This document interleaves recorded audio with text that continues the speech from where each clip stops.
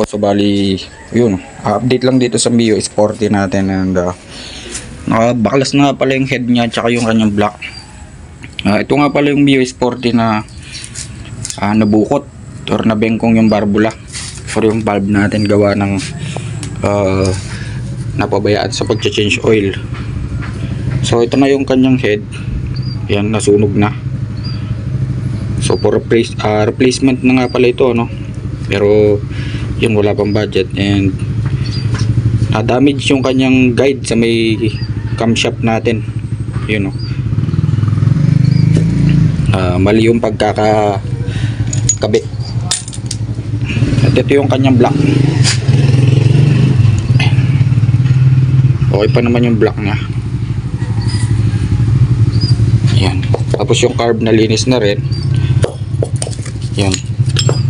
Timing gear or cam sprocket. Yan.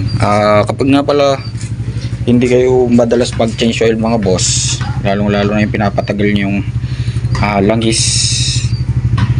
Yan. So ganun yung mangyayari, maninigas, lumalapot kasi yung langis at gumagaspang. So yun yung nagiging carbon deposit or yung naninigas sa loob ng ating makina, especially sa chamber natin, sa may head, sa piston head. Yun yung mga carbon deposit na naninigas kapag hindi tayo madalas mag change oil. So bali ang plano ko dito mga boss, ihihiwalay ko na yung kanyang mismong makina sa kanyang frame. Tatanggalin ko na siya para malinis at detalye nating maibalik parts by parts. Ayan, ito nga pala yung Mio Sporty na gamit natin sa mga tutorial natin dati. Yun. So update na lang mamaya mga boss. Ayan, ito na nga pala sa mga boss, nabaklas na namin sa kanyang frame. Bali palit, ano nga pala to, yan, chain guide, kasi nabali yung kanyang stock. Yun, so sobrang kalutungan at katagalan na rin. At yung kanyang cam na sinasabi ko mga boss, yun. So ito yung na damage, yung kanyang guide, replacement lang to. Ayan. So tanggalin muna namin itong mga nakaharang. Okay, yun mga boss, bali natanggal na namin yung luma na chain guide. So ito na siya, wasak na. Tapos ito yung nasa ilalim. So ang balak sana namin mga boss, mabuksan sana ng todo to para malinis yung mga oil sludge, yung mga nanigas na langis, at para talagang ma-refresh yung buong makina. Ayun. So bali pinag-iisipan muna namin kung tatanggalin na talaga siya namin or bibiyakin namin. Gagamitin kasi ito sa trabaho bukas, pero sa palagay ko hindi na muna siguro, kasi yun nga, gagamitin yung motor.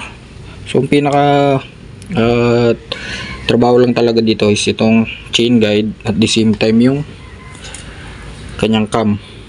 So natanggal na namin yung bearing mga boss. Ayan, sasalpak na lang yung bearing dito at oil seal, and then ayan, balik na mga boss.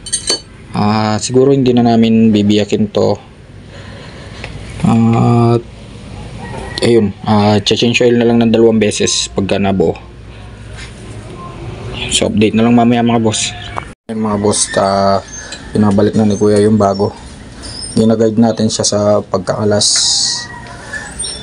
Yun, para sa susunod alam niya na, kasi siya na yung gumagamit ng Mio natin. Pero ang balak talaga sana namin mga boss is biyakin talaga yung makina.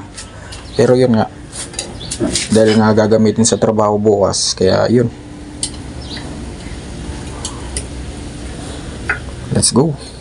Okay, so bali update lang mga boss, at binabalik na namin yung lahat ng parts na binubuno namin. So nagka-problema lang kami dito sa tensioner niya sa baba mga boss, ay sorry, sa chain guide. gawa nang naiwan yung kanyang dulo dun sa loob. Sinungkit-sungkit pa namin kaya natagalan.